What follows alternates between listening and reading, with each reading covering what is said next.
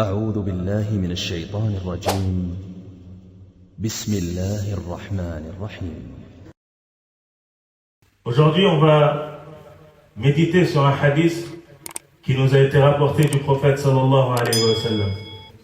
Et fil haqiqa, ce hadith, il fait très peur pour une personne qui a un cœur, qui est vivant, pour une personne qui est préoccupée pour son au-delà.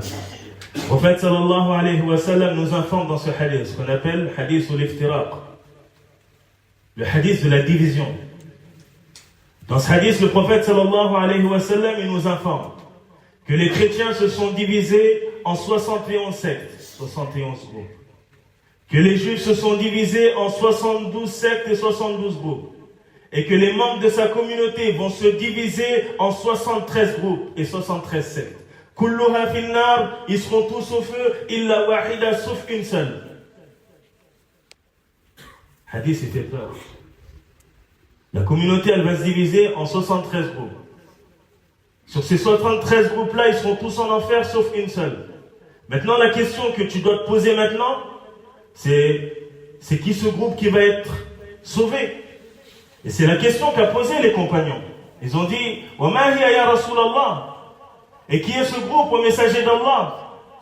Il a répondu, alayhi salatu wa salam, man kana ala mithli ma ana alayhi al-yawm wa ashabi. Ce sont ceux qui seront sur quoi je suis, sur le chemin sur lequel je suis aujourd'hui avec mes compagnons. C'est eux qui seront sauvés yawm al-qiyamah. Amma le reste, ils sont menacés par le feu. Donc là, le prophète sallallahu alayhi wa sallam, il nous informe d'une chose qui est très dangereuse, qui est que la communauté va se diviser, comme les autres peuples qui étaient avant nous se sont divisés. Sataftariqu ummati, ma communauté va se diviser. Donc il nous informe d'une chose qui va se produire dans le futur. Car à son temps, les musulmans, ils n'étaient pas divisés. Le prophète, il était présent, alayhi salatu wa salam. La révélation descendait sur lui. Il n'y avait pas encore de division. Walakin sataftariqu ummati. Mais ma communauté va se diviser dans le futur. Ça veut dire qu'au temps du prophète, il ne connaissait pas cette division. Et ce qui nous est demandé à nous, c'est d'être sur quoi était le prophète sallallahu alayhi wa sallam et ses compagnons. C'est pour ça que lorsqu'il leur a dit que ma communauté, elle va se diviser, et là il parle des musulmans, parce qu'il a dit ummati. Ça veut dire que ça reste des musulmans, ce n'est pas des gens qui sortent de l'islam. Mais ces personnes-là, ils sont menacés par le feu car ils ont dévié du chemin sur lequel était le prophète sallallahu alayhi wa sallam et ses compagnons. Quand les compagnons ils ont entendu ça, ils ont dit c'est qui ce groupe qui va être sauvé au messager d'Allah parmi ces 73 groupes de toute cette noble communauté? Il a dit man kana ala mithli ma ana alayhi al-yawm. Ce sont ceux qui seront sur le chemin, sur la voie sur laquelle je suis aujourd'hui avec mes compagnons. Il y a au temps du prophète sallallahu alayhi wa sallam. Et ça nous montre une chose, c'est que notre religion, on doit l'apprendre du prophète alayhi salatu wa sallam. La compréhension de notre religion, on doit l'apprendre du prophète alayhi salatu wa sallam et des compagnons. Car c'est eux qui ont compris la religion mieux que quiconque. Bishahadati rasoul alayhi salatu wa sallam. De par l'attestation du prophète sallallahu alayhi wa sallam. Khayrul quruna ou khayrul nas qarni thumma alladhina yalunahum thumma alladhina yalunahum. Le prophète sallallahu alayhi wa sallam, il nous dit les meilleures communautés ou bien les meilleurs des gens, ce sont les gens de mon époque. Et ensuite celles qui vont venir, c'est-à-dire l'époque qui va venir juste après et l'époque qui va venir juste après. Et ce sont ces trois époques-là qu'on appelle al-qurun al-mufaddala. Ce sont les meilleurs de cette communauté. Bishahadati rasoul alayhi salatu wa sallam. De par l'attestation de notre noble prophète, alayhi salatu wa salam. Donc nous, il nous est demandé de rester sur le chemin, sur la voie sur laquelle était le prophète, sallallahu alayhi wa sallam, et ses compagnons. Mais cette division, il faut qu'elle ait lieu. Le prophète il nous a informé qu'elle allait avoir lieu. Il faut qu'elle ait lieu, et elle a eu lieu. Aujourd'hui, tu vois beaucoup de groupes, beaucoup de sectes, beaucoup de tariqa, beaucoup de voix. Les musulmans, ils se posent la question, où est-ce que je dois me positionner? Où est-ce que je dois être? Le prophète était informé, alayhi salatu wa salam. Man kana ala mithli ma ana alayhi al-yawm wa ashabi. ceux qui seront sur le chemin, sur la voie sur laquelle je suis aujourd'hui, c'est-à-dire à mon temps, à son époque, alayhi salatu wassalam, ainsi que ses compagnons. Et dans l'autre hadith, il nous dit Man ya'ish minkum fasayara ikhtilafan kathira fa'alaykum bi sunnati wa sunnati al-khulafa'i ar-rashidin al-mahdiyyin min ba'di. Celui qui va vivre parmi vous, il verra beaucoup de divergences. Là, il nous cite un problème. Et quelle est la solution au messager d'Allah? Fa'alaykum bi sunnati. Accrochez-vous à ma sunna. Wa sunnati al-khulafa'i ar-rashidin. Ainsi que la sunna des califes bien guidés. Abu Bakr, Omar, Uthman, Ali. Hum al-khulafa ar-rashidun. Ce sont eux les califes bien guidés. Al-mahdiyyin min ba'di. Tamassaku biha. Accrochez-vous-y à cette sunna et à la sunna des califes bien guidés. Wa 'addu 'alayha bin nawajid. Et mordez-y fortement avec vos molaires. Les molaires, c'est les dents qui sont au fond là, que tu utilises quand tu as envie de mâcher quelque chose et que tu as besoin de dents qui sont solides.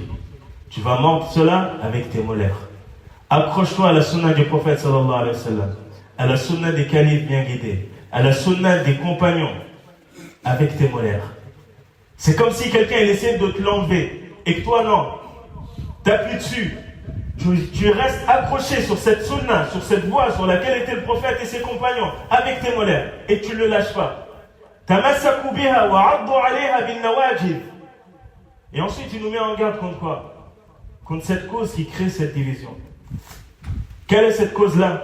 Wa iyyakum wa muhdathatil umur. Et écartez-vous, faites attention, écartez-vous des choses nouvellement inventées dans la religion. Et il est là le problème. Les choses nouvellement inventées dans la religion. Et c'est ça qui crée la division des musulmans. Parce que chacun il prétend être sur la vérité. Et chacun il a une voix qui diffère de la voix de l'autre. Et nous il nous est demandé d'être une communauté qui est unie. Et cela est mon chemin dans toute sa rectitude. Mon chemin qui est droit. Fattabi'u. Suivez-le. Et ne suivez pas les chemins, les autres chemins. Fatafarraqa bikum an sabili, qui vont vous diviser de mon droit chemin. Et faites attention aux choses nouvellement inventées dans la religion. Car toute chose nouvellement inventée dans la religion est une innovation. Et toute innovation est également. Et tout également mène au feu. Et le musulman, il fait tout pour se préserver de ce feu. Donc pourquoi aller se jeter dans ce feu? En créant, en innovant des choses dans la religion. Alors que notre religion, bifadlillah tabaraka wa ta'ala, elle est complète. On n'a pas besoin d'un surplus. Allah Azza wa Jalla, il n'a pas pris l'âme du prophète sallallahu alayhi wa sallam avant d'avoir complété cette religion. Al-yawma akmaltu lakum dinakum wa atmamtu alaykum ni'mati wa raditu lakum al-islam dina. Aujourd'hui, j'ai parachevé pour vous votre religion. Yani, elle est complète la religion. Le prophète sallallahu alayhi wa sallam qad adda risala. Il a transmis ce qu'il devait transmettre. Wa adda al-amana. Il s'est acquitté de son dépôt. Wa ballagha risala. Et il a transmis le message d'Allah. Donc la religion, elle est complète. Et ce qui est complet, surtout ce qui a été complété par Allah tabaraka wa ta'ala, tu peux rien y ajouter, ya akhi. Le prophète sallallahu alayhi wa sallam, il nous dit taraktu fikum amrayn lan tadillu ma tamassaktum bihima kitab Allah wa sunnati. Je vous ai laissé deux choses, il nous dit alayhi salatu wa sallam, deux choses. Si vous vous y accrochez, vous n'allez pas vous égarer. Vous ne vous égarez point. C'est quoi ces deux choses? Le livre d'Allah et la sunna du prophète sallallahu alayhi wa sallam. Taraktukum ala al-bayda layluha kanahariha la yaziru anha illa halik. Je vous ai laissé sur un chemin qui est clair de jour comme de nuit. Ne s'en égarera qu'une personne qui est vouée à sa perte. Subhanallah, on en est arrivé aujourd'hui à débattre sur des choses qui sont évidentes. C'est comme la personne qui dit « je ne crois pas au soleil ». Qu'est-ce qui prouve que le soleil il existe? Subhanallah, tu veux débattre avec moi sur la présence du soleil? Alors tu le vois, alors tu ressens les effets du soleil? Là, quand on appelle les gens à la sunna du prophète sallallahu alayhi wa sallam. Qu'est-ce qu'il y a de mieux que la sunna du prophète sallallahu alayhi wa sallam? Mais avec ça, tu trouveras toujours des gens qui vont venir débattre avec toi. Tu lui dis, le prophète il a dit, Qala Allah, Qala Rasul, Allah il a dit, le prophète a dit. Et il va dire, oui mais, un tel il a dit, un tel il a dit. Donc tu mets la parole d'un tel sur la parole du prophète, tu compares la parole d'un tel ou de tel savant avec la parole d'Allah et de son prophète, alayhi salatu wassalam. Est-ce que ça c'est la voie du croyant? إنما كان قول المؤمنين إذا دعوا إلى الله ورسوله ليحكم بينهم أن يقولوا سمعنا وأطعنا.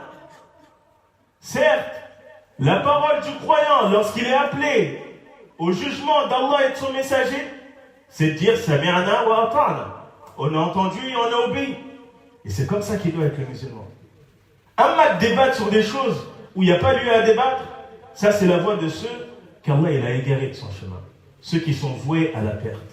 Taraktukum ala al-bayda, layluha kanahariha, la yaziru anha illa halik.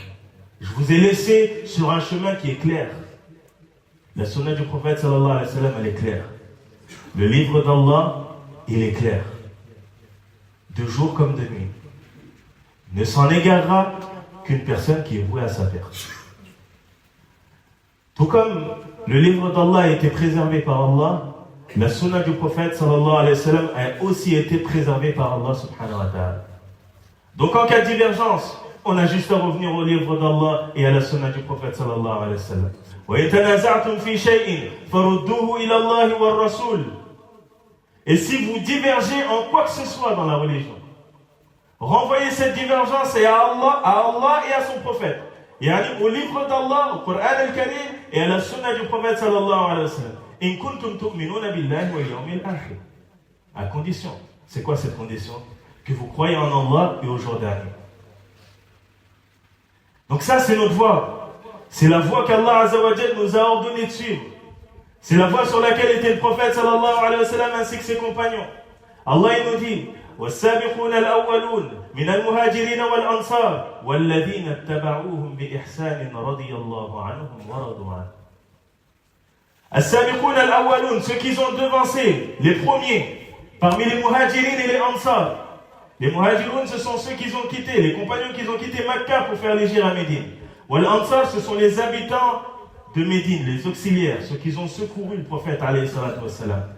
Et les compagnons qui ont fait la hijra. Donc Allah il parle d'eux, as-sabiqoun al-awwaloun, min al-muhajirin wal-ansar.